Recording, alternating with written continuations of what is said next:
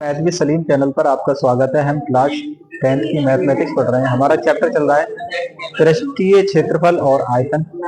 आज का सवाल है हमारा 12। एक आयताकार टैंक का आधार 11 मीटर गुणा 6 मीटर है। अच्छा सुने, आधार 11 मीटर गुणा 6 मीटर का मतलब क्षेत्रफल हो गया, लंबाई गुणा चौड़ाई। ये लंबाई है इसकी और ये चौड़ाई, तो ये क्षेत्रफल हो गया। टैंक में 5 मीटर ऊंचाई तक पानी भरा है, मतलब एक चौकोर टैंक है। इस तरीके से ये टैंक है, ऐसा ये टैंक है और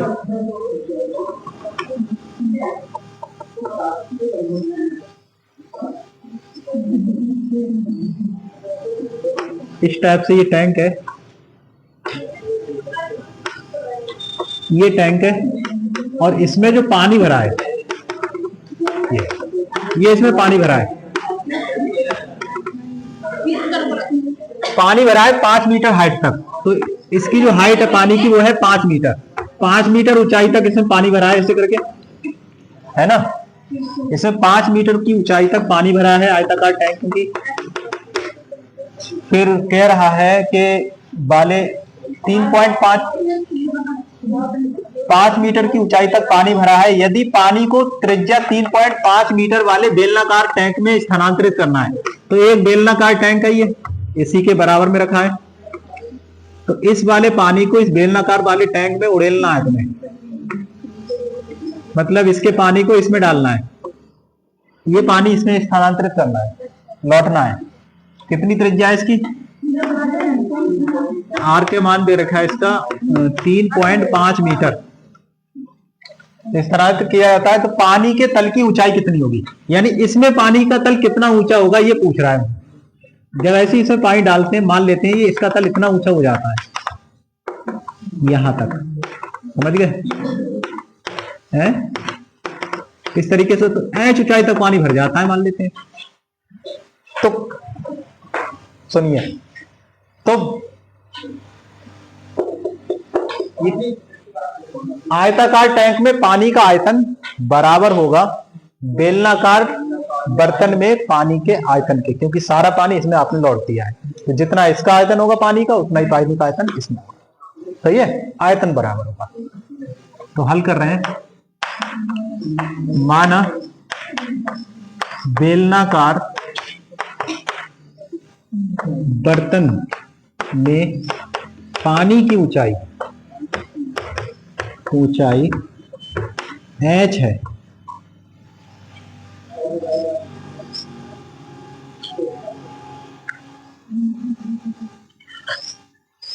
अच्छा, दिया क्या क्या है यहाँ पे? टैंक का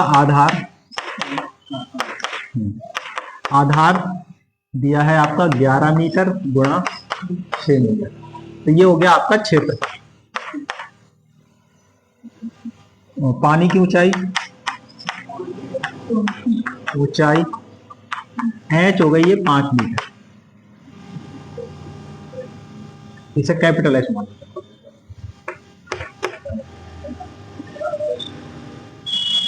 ऐसी पानी की ऊंचाई ऐसी रहे, 5 मीटर हो गई है। ठीक है, पानी की ऊंचाई कितनी हो गई? 5 मीटर। अच्छा, ये तो होगी टैंक की बात। अब बेलन की बात कर लो। बेलनाकार बर्तन, त्रिज्या कितनी दे रखी? ये हो गई 3.5 मीटर। तो मैंने क्या बताया था?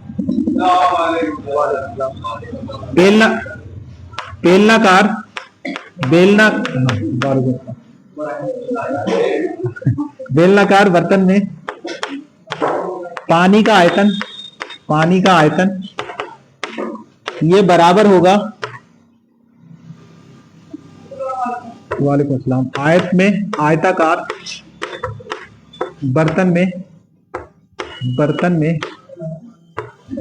पानी का आयतन,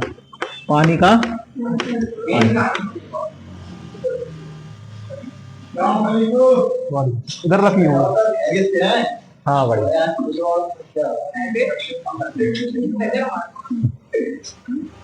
ये कार के आगे पड़ी हुई है, कार खड़ी उससे आगे देखो, बेंच। चलिए, बेलनाकार बर्तन में पानी का आयतन कितना होगा? बेलनाकार बर्तन में पानी का आयतन लंबाई गुणा चौड़ाई गुणा ऊंचाई। ठीक है, ठीक है, हाँ, लंबाई गुणा चौड़ाई गुणा ऊंचाई। अच्छा, आयताकार नहीं, बेलनाकार है ये तो। बेलनाकार बर्तन पानी का आयतन होगा पाई आर स्क्वायर एच, और आयताकार में लंबाई गुणा चौड़ाई गुणा ऊंचाई। ठीक है। अच्छा, ये चीज जो हो गई लंबाई गुणा चौड़ाई, ये क्षेत्रफल हो गई। तो पाई आर बोलो, आर पाई का मान लगा दो 22/7, और आर है 3.5 का होल स्क्वायर, और एच अपनों को ज्ञात ही करना है। लंबाई गुणा चौड़ाई ये दे रखी है 11 गुणा 6 लगा लो, और ऊंचाई पानी की ये दे रखी 5। हमें तो एच चाहिए, क्या चाहिए, एच। तो एक लाइन चलो और लिखते हैं। तो 22/7 गुणा 3.5 को 2 बार लिख ले रहा है स्क्वायर होने पे, गुणा एच 11 गुणा 6 गुणा 5। अच्छा, ये पॉइंट खत्म करेंगे 10 हो गया, ये पॉइंट खत्म करा तो 1 10 और हो गया। काटा काट लो, 7 पंजे 35, 5 दूनी 10, 2 से काटोगे तो 11 बार कट गया। एक बार और करके देखो, 2 पंजे 10, वो 5 दूनी 10, और 5 सत्तो 35। कितना आया यहाँ पे, 11 सत्तो 77/2। एच बराबर 11 गुणा 6 गुणा 5। हमें एच चाहिए, तो एच का मान कैसे निकालोगे, 11 गुणा 6 गुणा 5, ये नीचे के 2 अंक ऊपर यानी यहाँ पे, और जो 77 है ये बटे में आ जाएगा। ठीक है, 11 सत्तो 77, इनकी गुणा कर लो। 6 पंजे 30 दूनी 60, 60/7, यही आंसर हो गया मीटर। अब काटना चाहो तो काट भी जाएगा। 7 8 56, क्या बचे, 4 बचे, 10/40 हो गए। 7 पंजे 35, 5 50 हो गए, 7 सत्तो 49 लगभग। ये हो गई पानी की ऊंचाई। उतार लो अमन।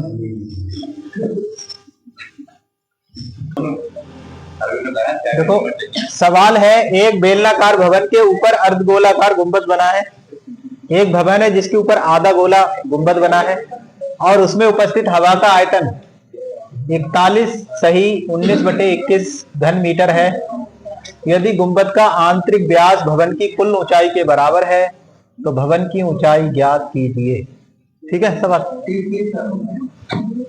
बेलनाकार भवन है तो बेलन बना दे रहा है एक, बेलनाकार ये भवन हो गया ऐसा, ये भवन है, ये भवन हो गया बेलनाकार। इसके ऊपर अर्धगोलाकार गुंबद हो गया, ये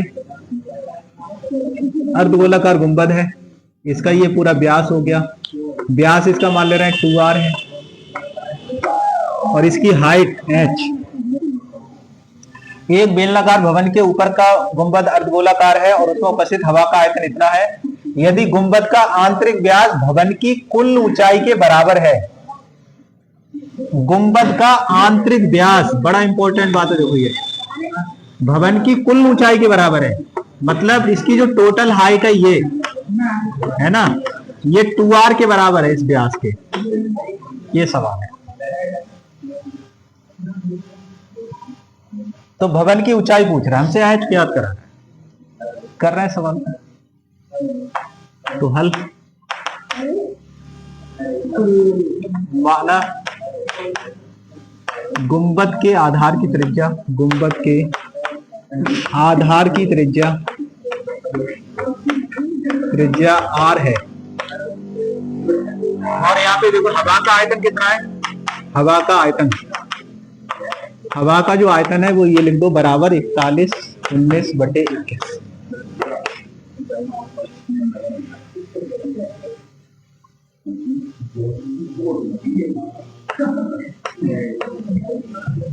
इकतालीस की 21 से गुणा करो और उसमें 19 जोड़ लो।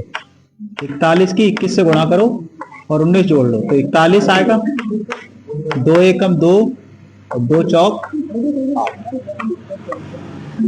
861 आया ये। 861 में आप 19 और जोड़ो, ये वाले 19 कितना आएगा, 9 6 और 1 7 और ये 8।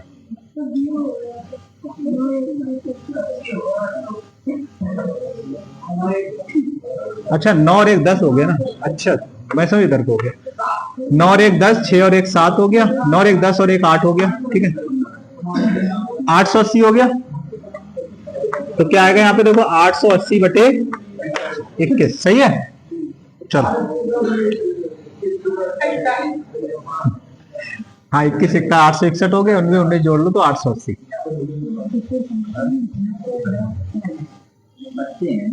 अब सुनो आगे। सुनिए इसमें इस जो ये मकान है, भवन है, उसका आयतन जो होगा उसमें हवा के आयतन के बराबर होगा। ठीक है तो भवन का आयतन बराबर हो जाएगा हवा का आयतन। अच्छा अब बताओ भवन में पहले है बेलन। ये बेलन का आयतन क्या होता है? भवन का आयतन का मतलब है बेलन का आयतन, पूरा बात लो, बेलन का आयतन प्लस अर्धगोले का आयतन। इसके ऊपर अर्धगोला बनाइए, अर्धगोले का आयतन बराबर हवा का आयतन।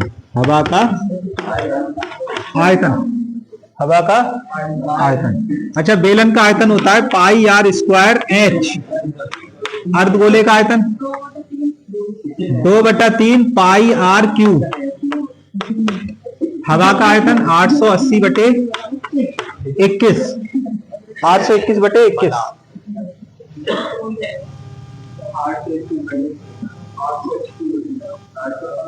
पाई आर स्क्वायर एच का मान लगा दो। एच का मान देखो ये 2r है तो यहाँ पे 2r लगा दो प्लस 2/3 पाई आर क्यूब 880 बटे 21। और सुनो 2 पाई आर से आर की गुणा होगी तो आर क्यूब आ जाएगा प्लस का 2/2 पाई आर क्यूब बटे 3 880 बटे 21। अच्छा 3 एलसीएम ले लो यहाँ पे तो कितना आएगा 3 दूनी 6 पाई आर क्यूब। 3 एलसीएम ले तो इसके बटे में 1 मान लो तो 1 3 3 3 बार का 3 दूनी 6 हो गया और 2 पाई आर क्यूब। ठीक है 880 बटे 21। ठीक अब 3 से तिरछी गुणा कर लो और ये दोनों जोड़ लो 6 2 8 पाई आर क्यूब बराबर आएगा 880 गुणा 3 बटे 21। हमें चाहिए आर क्यू का मान।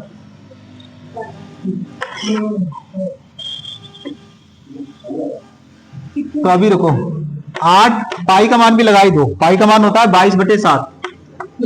पाई का मान 22 बटे 7। आर क्यू बराबर क्या आ जाएगा 880 गुणा 3 बटे 21। अब आर क्यू निकालियो तो आर क्यू कितना आएगा 880 गुणा 3।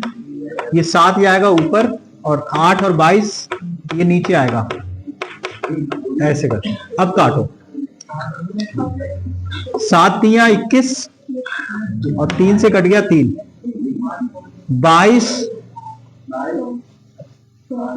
चौक 88 होता है।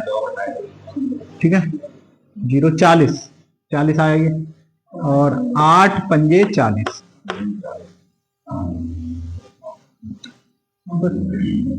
आर क्यू की वैल्यू 5 आई।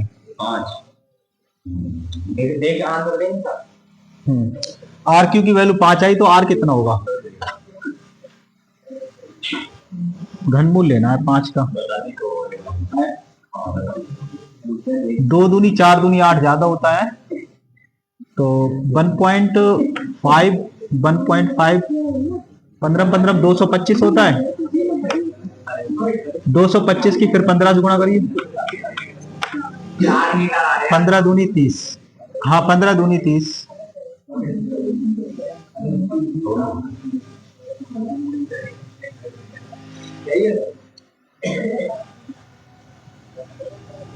लगभग में है वो आंसर क्योंकि ये 5 आया ना यहाँ पे। फिर से सुनो देखो 3 ये आएगा ऊपर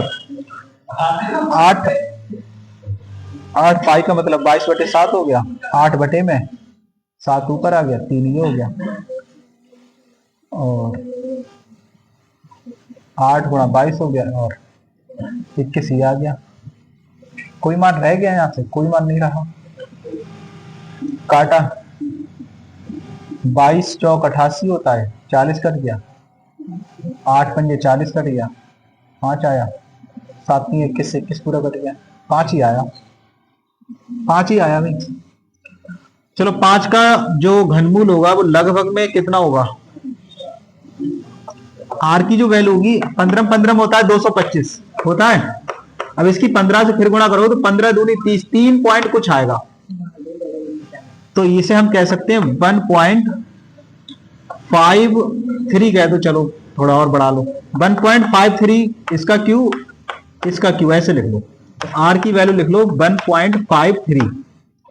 तो हमें चाहिए क्या चीज, हमें चाहिए ऊंचाई, ऊंचाई पूछ रहा है, तो ऊंचाई क्या है, तो इसकी डबल, यानी h जो है वो 2r है, तो h बराबर हो गया 2, r का मान लिख लो 1.53, इसकी गुणा कर लो, 2 3 6, 2 पंजे 10 का सिपर हासिल 1, 2 एकम 2 और 1 हासिल का 3, लगभग 3 आ रहा है।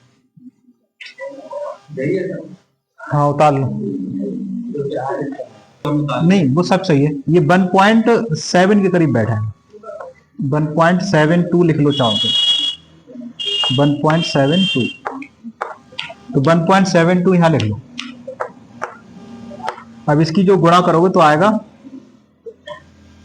2 दूनी 4, 2 सत्ते 14 हासिल 1, 2 एकम 2 और 1 3, 3.44, इससे भी ऊपर जाएगा 72 से भी, तभी ये लगभग में 4 हो जाएगा। ये समवृत्तीय शंकु की ऊंचाई और आधार का व्यास क्रमशः 48 और 28 सेंटीमीटर है, शंकु का आयतन ज्ञात करना है। तो लंबवृत्तीय शंकु देखो ऐसे बनता है, शंकु पता है तुम्हें, कई बार बना लिया शंकु, हाँ जी। इसकी ऊंचाई ये दे रखी है आपको, ऊंचाई का मतलब 48, ये 48 सेंटीमीटर इसकी ऊंचाई है, हाइट, और आर का मान जो है ये त्रिज्या, ये 28 है। आधार का व्यास है, अच्छा आधार का व्यास है, तो ये कंप्लीट है यहाँ से यहाँ तक, ये कंप्लीट 2r का मान 28 है, व्यास 28 हो गया। शंकु का आयतन पूछ रहा है, तो दिया क्या क्या लिख लो यहाँ। शंकु के लिए दे रखी है आपको ऊंचाई ये दे रखी है आपको 48 सेंटीमीटर, और आधार का व्यास क्या होता है, तो 2r बराबर ये हो गया आपका 28 सेंटीमीटर। व्यास 28 है तो त्रिज्या कितनी हो गई, ये 2 इसके बटे में ले लो, त्रिज्या होती है व्यास की आधी, 2 एकम 2, 2 चौक 8, 14 सेंटीमीटर। अब क्या पूछ रहा है, शंकु का आयतन, तो शंकु के आयतन का फार्मूला बताओ।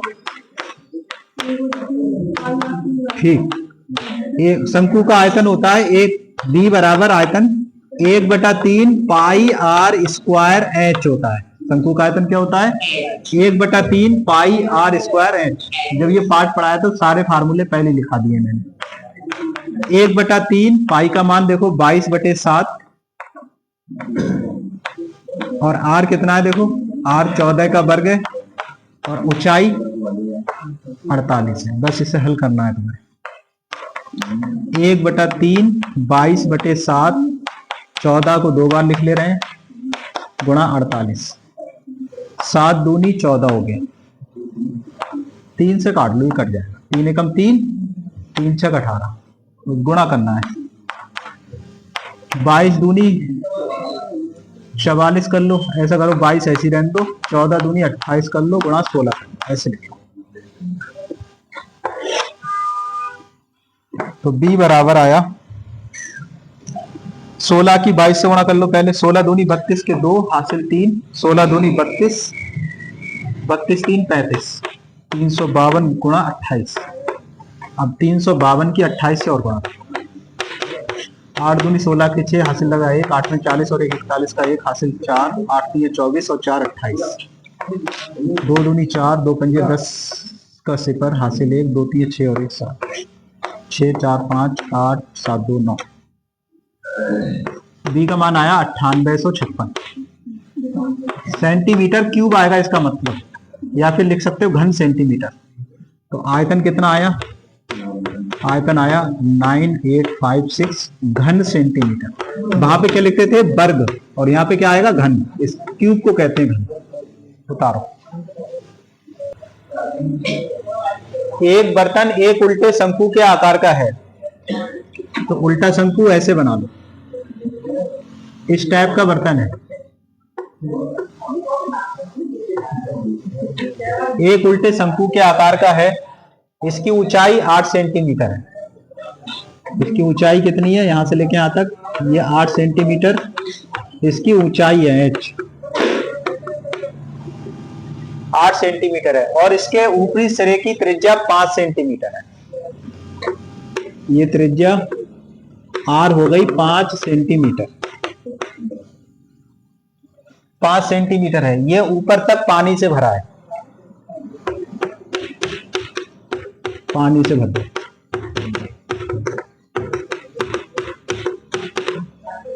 ऊपर तक पानी से भरा है। इस बर्तन में शीशे की कुछ गोलियां, जिनमें प्रत्येक की त्रिज्या 0.5 सेंटीमीटर है। तो शीशे की ये गोलियां छोटी छोटी, इनमें हर एक की जो त्रिज्या है वो 0.5 है। तो r डैश कह दो, चलो ये r1 कह दो। r1 हो गई ये 0.5 सेंटीमीटर प्रत्येक गोली की त्रिज्या। एक गोला है, डाली जाती है, तो इनमें से पानी का 1/4 भाग बाहर निकल जाता है। मतलब इसका जो टोटल आयतन है उसका 1/4 आयतन बाहर आ जाता है पानी का। ये गोलियां हैं छोटी छोटी, कंचे मान लो, कंचे। सुने, अब सुने, 0.5 सेंटीमीटर त्रिज्या वाला एक गोला है, डाली जाती है, तो इसमें पानी का कुछ 1/4 भाग बाहर निकल जाता है। 1/4 भाग, 1/4 भाग बाहर निकल आता है। बर्तन में डाली गई शीशों की गोलियों की संख्या पूछ रहा है, ये n मान दे रहा है।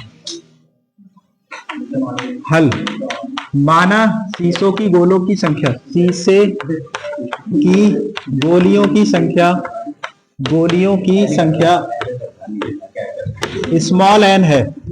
सही है, ध्यान सुनो। शंकु के लिए जो चीज दे रखी वो लिखो पहले। शंकु के लिए क्या क्या है, उसकी हाइट दे रखी है आपको 8 सेंटीमीटर, और इसकी रेडियस त्रिज्या दे रखी 5 सेंटीमीटर। अब लिख लो गोलियों के लिए, गोली के लिए, गोली के लिए त्रिज्या उसकी r1 हो गई 0.5 सेंटीमीटर। अच्छा एक बात सुनो, n गोलियां डाल रहे हो तो n गोलियों का आयतन कितने पानी को बाहर निकाल रहा है, 1/4 पानी को बाहर निकाल रहा है। समझ गए। अब पानी का आयतन कितना होगा, जितना इस शंकु का आयतन होगा, क्योंकि पानी शंकु में पूरी तरीके से भरा हुआ है ना, ऊपर तक। तो शंकु का आयतन पानी के आयतन के बराबर होगा। तो कैसे करेंगे, सुनो, n गुणा एक गोली का आयतन, n गुणा एक गोली का आयतन, ये बराबर होगा 1/4 गुणा शंकु का आयतन। शंकु का आयतन, शंकु में पानी का आयतन, ऐसे लिखो, शंकु में पानी का आयतन।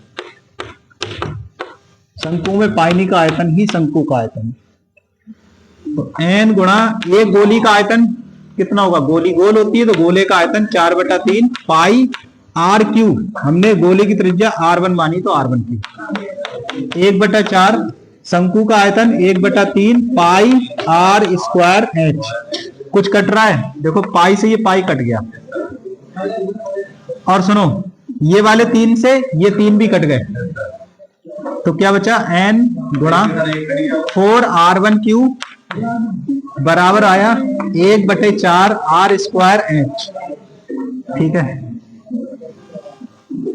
तो n का मान चाहिए अपनों को, तो n का मान हो जाएगा r² h बटे 4 ये वाले, और ये 4 बटे में आएगा तो गुणा 4 r1³ भी इसके बटे में आएगा।